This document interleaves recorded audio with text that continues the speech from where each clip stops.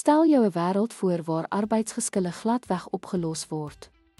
Kollektiewe bedinging is die sleutel tot die bereiking van hierdie harmonie.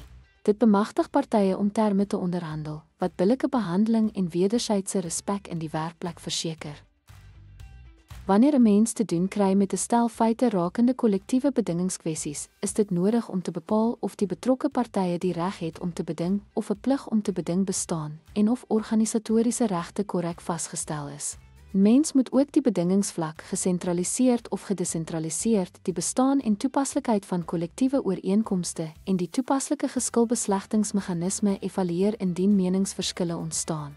Behoorlike toepassing van hierdie beginsels verseker dat regte beskerm word, ooreenkomste gehandhaaf word en geskille opgelos word in ooreenstemming met die Wet op Arbeidsverhoudinge en arbeidswetgewingsstandaarde.